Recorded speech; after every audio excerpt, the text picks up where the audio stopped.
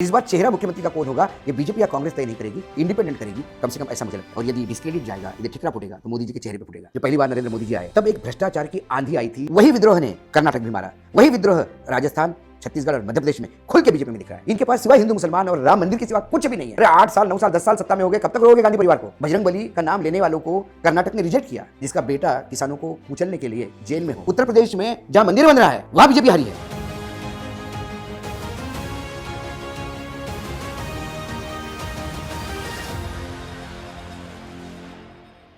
दोस्तों नमस्कार, स्वागत है आप सभी का देश नीति के खास कार्यक्रम वीकेंड विद वानखेड़े में। अभी 5 राज्य में चुनाव हुए, तेलंगाना का चुनाव 30 नवंबर को बाकी है और सेमीफाइनल के नतीजे 3 दिसंबर को आएंगे। लेकिन उससे पहले सबसे 3 महत्वपूर्ण राज्य की अगर बात करें, मध्य प्रदेश, छत्तीसगढ़, राजस्थान, तीनों जगह पर चुनाव खत्म है। आपके पास आंकड़ा क्या है? मेरे पास आंकड़ा ये है कि छत्तीसगढ़ में कांग्रेस की सरकार बन रही है, लेकिन बीजेपी का प्रदर्शन सुधरेगा।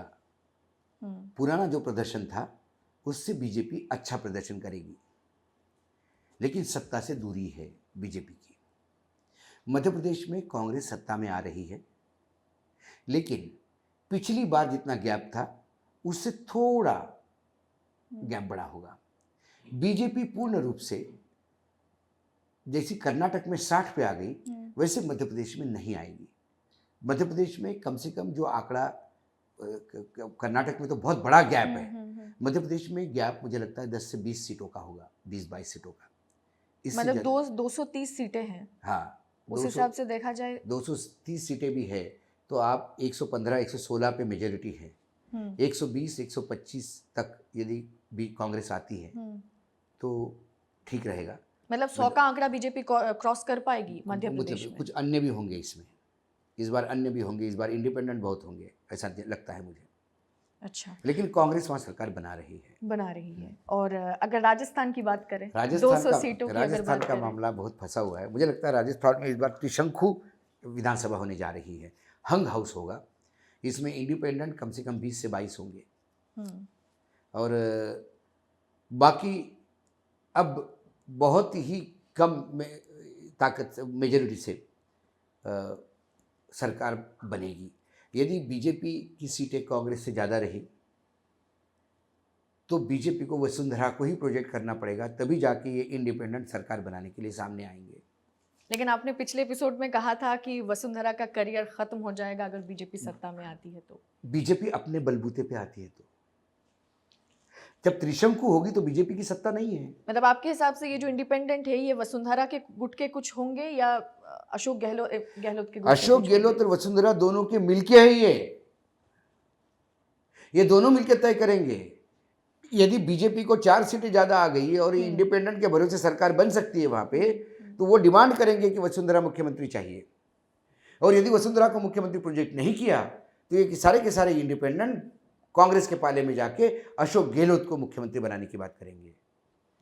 इस बार चेहरा मुख्यमंत्री का कौन होगा ये बीजेपी या कांग्रेस तय नहीं करेगी, इंडिपेंडेंट करेगी, कम से कम ऐसा मुझे लगता है। राजस्थान के लिए। और तेलंगाना में 30 नवंबर को तेलंगाना में बीआरएस सरकार बना लेगी। कांग्रेस की टैली बहुत अच्छी होगी। पिछली बार कांग्रेस नेस्तनाबूद हो गई थी, इस बार कांग्रेस फाइटिंग में है, तो विधानसभा में बीआरएस को टफ जाएगा विधानसभा चलाने में।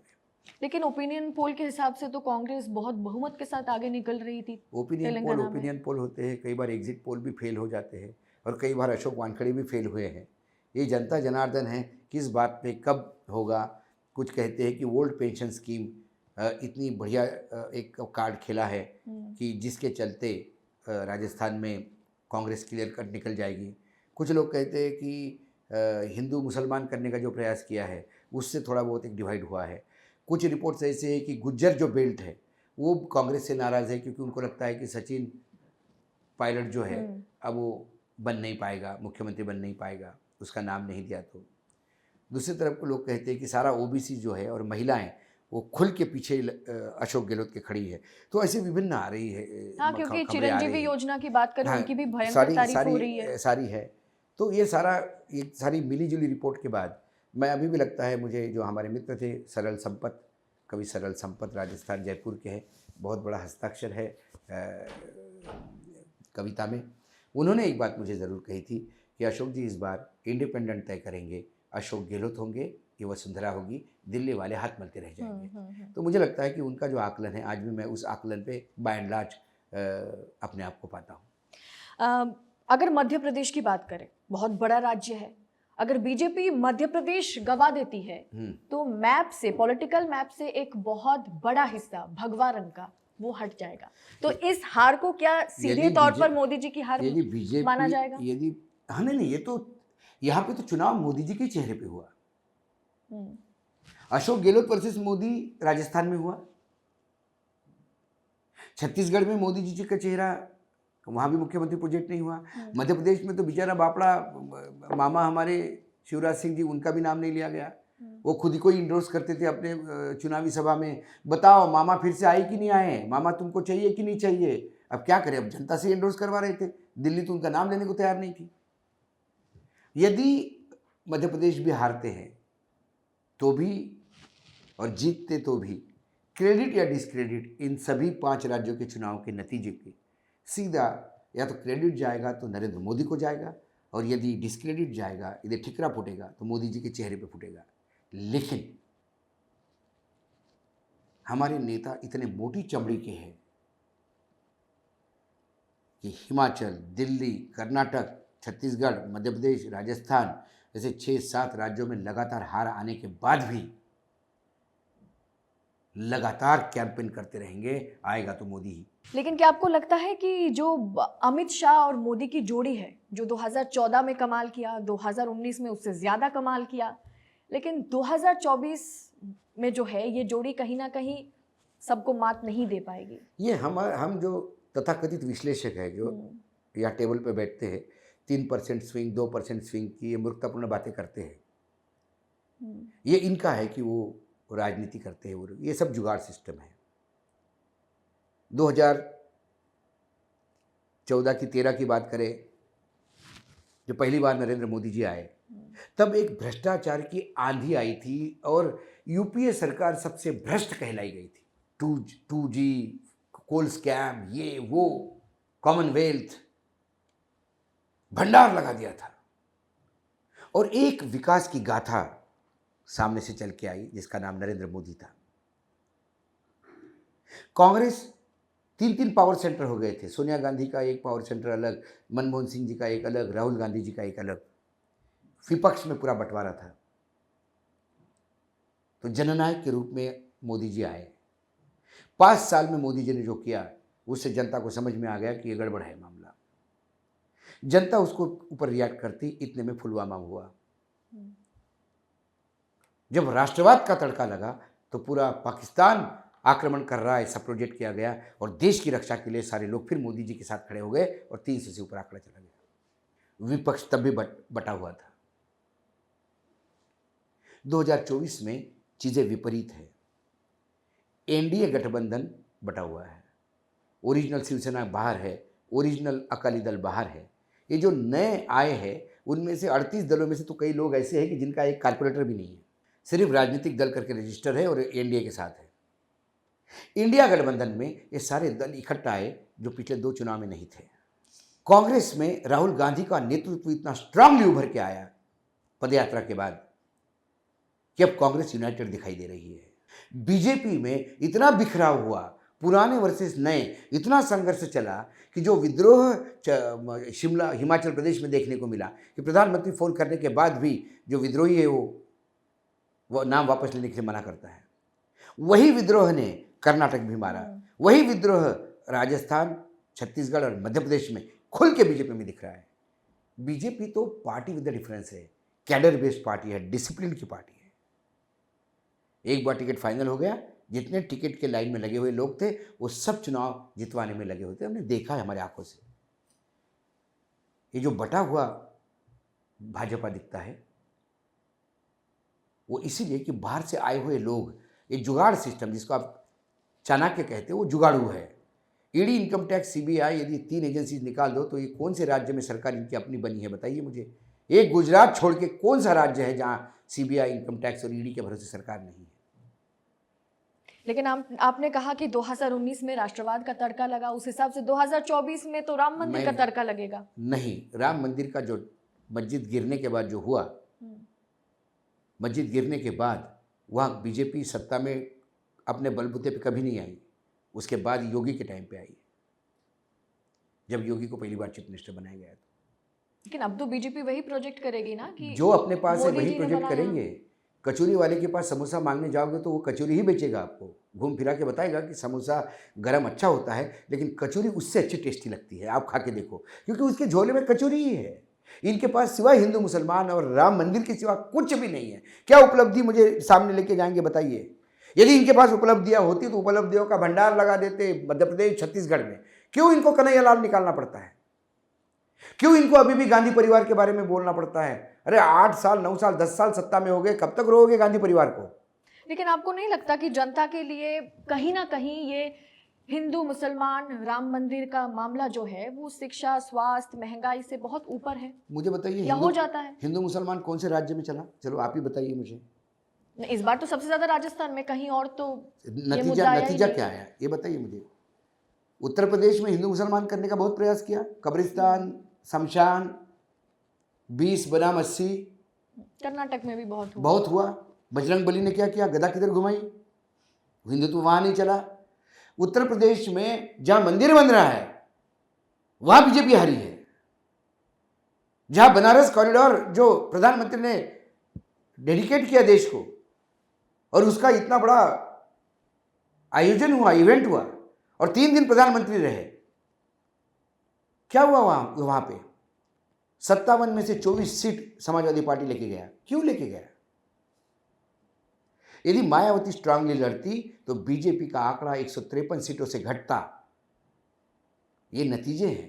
मतलब आपके हिसाब से 24 में ये हिंदू मुस्लिम कार्ड ये चलाने का प्रयास करेंगे, जनता के बीच में ये चलने वाला नहीं है।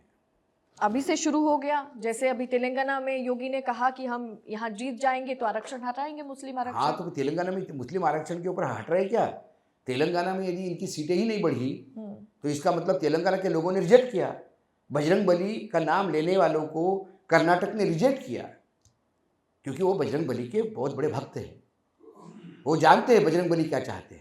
फिर से अजय मिश्रा टेनी जो कि यूनियन मिनिस्टर है, उन्होंने कह दिया कि हम तो सीए को एनी हाउ लागू करेंगे 2024 से पहले। टेनी जी को यदि आमने सामने बैठ के सीए क्या है इसको पूर्ण रूप से परिभाषित करने के लिए बोला जाएगा तो उनको सेक्रेटरी की जरूरत पड़ेगी।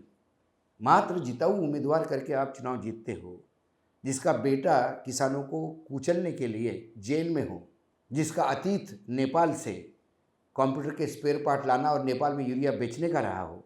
उत्तर प्रदेश में से कई पुलिस अधिकारी हैं जिन्होंने इनको लॉकअप में बंद करके पीटा भी है, वो लोग बताते हैं। लेकिन मैं अतीत में नहीं जाता, क्योंकि ये देश अतीत नहीं देखता। वाल्या का वाल्मीकि भी होता है, ये लोगों ने देखा, लेकिन वाल्या का वाल्मीकि होने के लिए रामायण का प्रस्तुति बहुत ज़रूरी है। अपने बेटे को अपने जैसा बनाकर किसानों को गाड़ी के नीचे रौंद कर वाल्या का वाल्मीकि नहीं होता, उसको रामायण लिखना होता है। लेकिन अजय मिश्रा टेनी तो बस मोहरा है, क्योंकि सीए अगर ये लागू होता है 2024 में तो इतने दिन तक क्यों नहीं लागू किया आपने? सीए ये क्या 2 महीने की प्रस्तुति है क्या? ये तो पिछले चुनाव से चल रहा है। आप क्यों नहीं लागू कर पा रहे हैं? क्या प्रॉब्लम है? किसने रोका था? शायद ये करके हिंदू वोटों को कहीं ना कहीं करने, मैंने आपको कहा ना, उनके पास इसके सिवा कुछ भी नहीं है। तर्कश में वही तीर है, वही चलेंगे। विपक्ष के लिए ईडी सीबीआई और जनता को लुभाने के लिए हिंदू मुसलमान। जनता लुभाने के लिए जो शस्त्र चलाए जा रहे हैं वो जनता उसको एक्सेप्ट करती क्या? कर्नाटक में दिखा दिया, हिमाचल में। ये अभी आप 5 राज्यों के चुनाव के नतीजे आएंगे 3 तारीख के बाद, इसको और विश्लेषित करेंगे क्या चला क्या नहीं चला। जिनके पिता की हत्या की बात की जाती कन्हैयालाल की, उसके बेटे और पत्नी मीडिया में अपील कर रहे हैं कि हमारे पिता के ऊपर राजनीति मत करें, उनको सज़ा दिलवाए। सज़ा कौन देगा उनके बेटे को? अशोक गहलोत की सरकार ने तो तुरंत अरेस्ट कर लिया था उनको। अब ये मुकदमा सेंट्रल एजेंसी ने उठाया ना, तो सेंट्रल एजेंसी क्यों नहीं सज़ा दे पा रही है? अशोक गहलोत ने तो जितना करना था, उनको तो उस सरकार से कोई शिकायत नहीं है। जिनका पिता गया उनको शिकायत नहीं है। उन्होंने कहा कि चलो ठीक है, वो दुर्भाग्य है, अब पिता तो वापस नहीं आ सकते। उन्हें दोनों बेटों को सरकारी नौकरी दी गई है, पूरी केयर की जा रही है, फैमिली को पूरी सुरक्षा दी जा रही है।